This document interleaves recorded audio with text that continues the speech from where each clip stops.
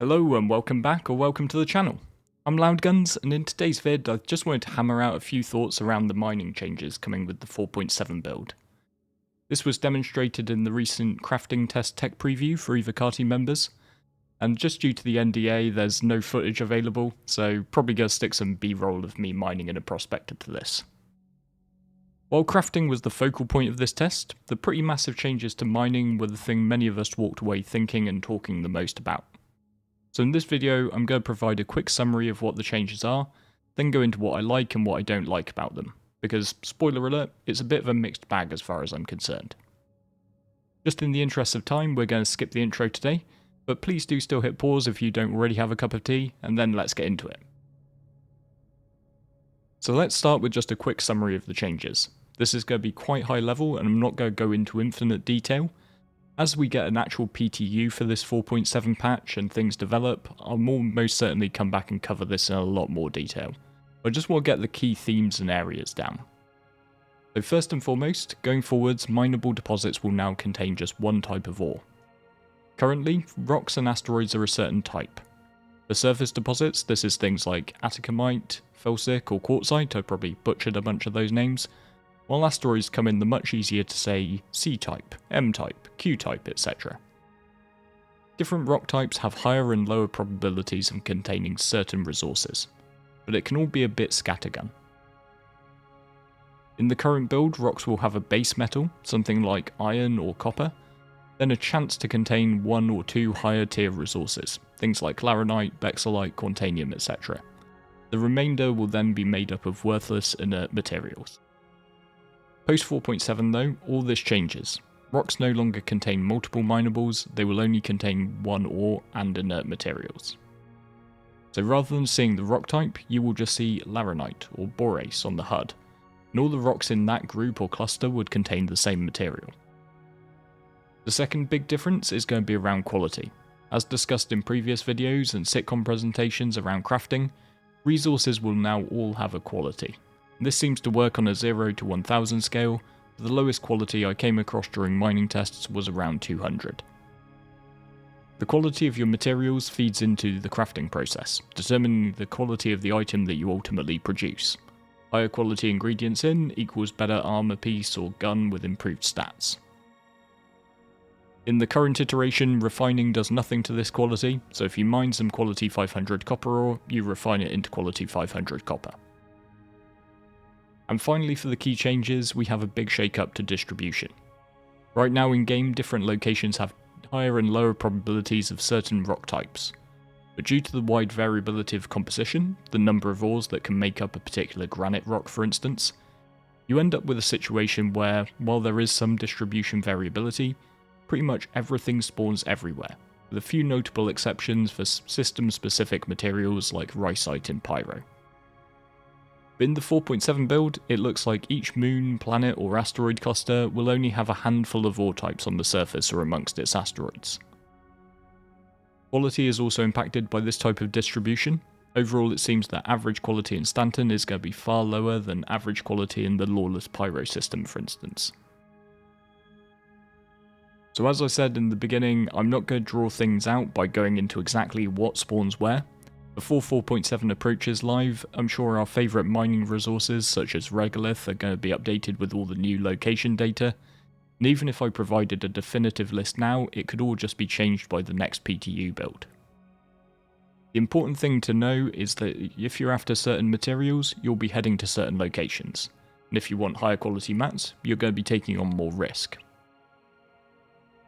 So with the facts of the changes covered, I think it's time to delve into a bit of opinion. While I've given nearly everything in Starset a go, I cut my teeth as a mining enthusiast, and it is still one of my favourite game loops. So let's start with the move to single ore type rocks, because this is what initially made a bit of steam come out of my ears. I instantly got my back up and decried the changes, but having spent a bit of time experimenting on the build, I've cooled down a fair bit. The key issue is that it drops the skill ceiling of the mining profession. Previously, there was more to know and more complexity to cracking tricky rocks. Different metals impact overall rock resistance and instability, so you could fine-tune your build with the various lasers, modules and gadgets to target certain materials on certain locations. With each rock now just containing one material and inert, this is ultimately simplified. But, and this is a very big but, despite the potentially increased difficulty, mining ultimately developed a very focused meta. And despite all the possible variations, nearly everyone runs the same builds at the high end. So I reckon that given the lack of impact from inert materials, a solo miner is going to be able to successfully crack bigger mass rocks on average. But realistically, is it going to be all that different otherwise? Certainly some meta changes will kick in. For instance, modules that give inert material reduction are probably going to have a lot more value than they do now, given the increased presence of inert. But realistically, we're just going to take another step forward in meta development, and then we're all going to run the same build much like we do today. But the upsides are quite plentiful. Namely, through this simplification, the skill floor of mining is also going to be lowered, and the game loop becomes more accessible. Newer players, knowing that they need some copper, titanium and bexolite to make a new gun, will know when they see brace come up on the scan that it isn't what they're after. And the changes also represent a bit of a quality of life improvement for all of us. I've been hunting a lot for quant in the recent patches to put together our Org Idris builds, and right now when you find a cluster, you have to go through letting the scan run on every stone to see if it's got the material that you're looking for. In the new mining world, you'll get that info quickly, a simple yes or no as to whether this is of interest to you. And when you find a cluster that contains that material, all of these rocks will contain the same thing, increasing your chances of finding something within your ability to crack if you're solo, and meaning a mining crew can stay on the same location farming for longer to maximise their haul. And all this adds up to one thing: more time mining, less time scanning. And ultimately, I think that's a good thing. The part I enjoy the most is cracking rocks. Looking for them is the mildly annoying bit. I think where some of the resentment may come from is the invalidation of a bunch of built-up game knowledge. Like many of you watching this, I have spent literally years of my life learning about mining.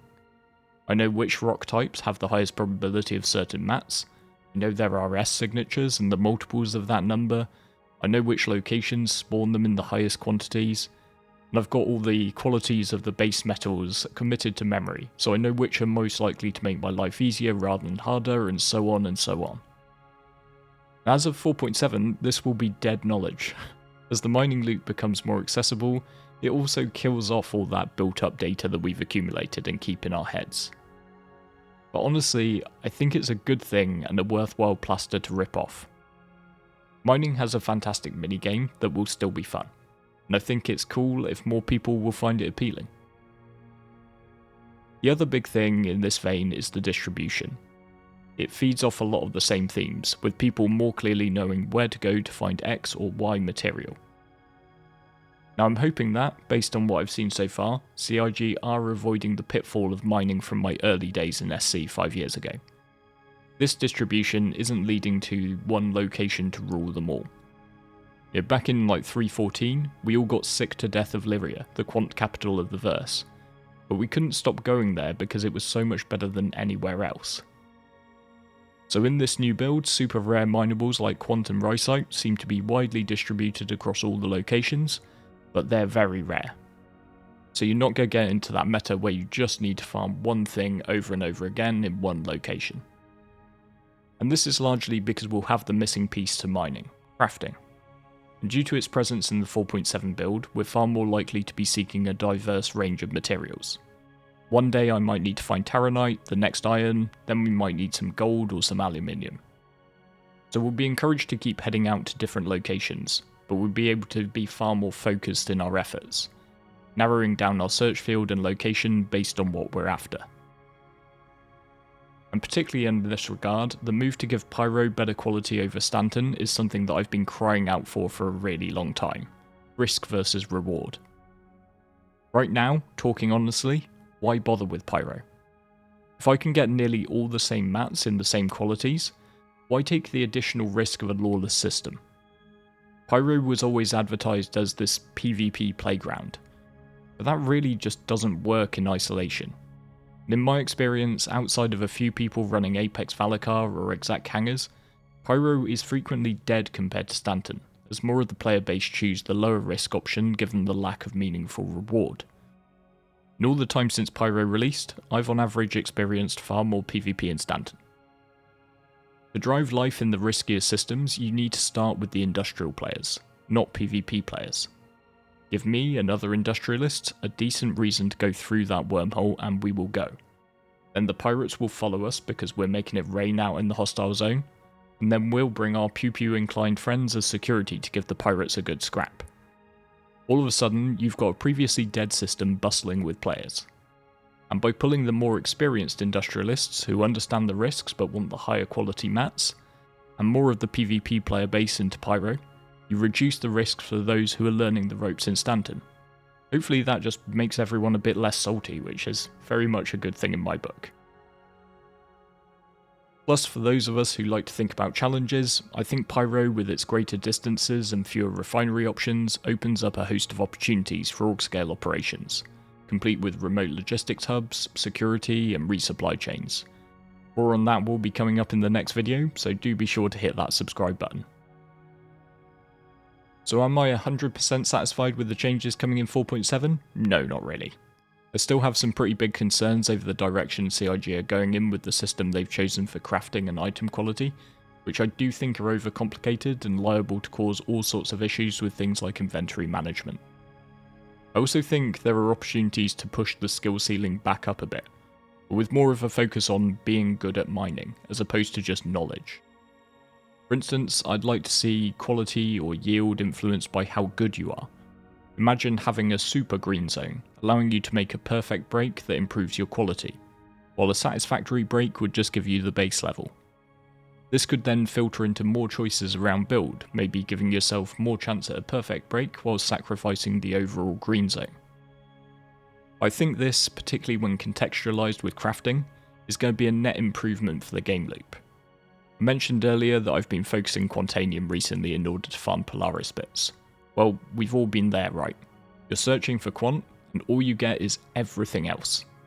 You scan and you scan and you scan, Bexolite, gold, aluminium, Terranite, but no Quant for a solid hour, and then you just give up and you head to bed. With crafting, you're going to be in that position more, just needing a certain resource to finish whatever you're building. So reducing the pain and the frustration of that hunt is a very good thing.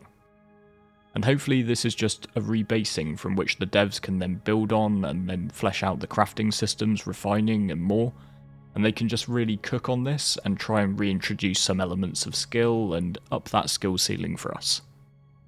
But please do let me know what you think down in the comments below, and if you enjoy my content just make sure you're subscribed and have those notifications on. With all that said, thank you for watching to the end, and I look forward to seeing you next time.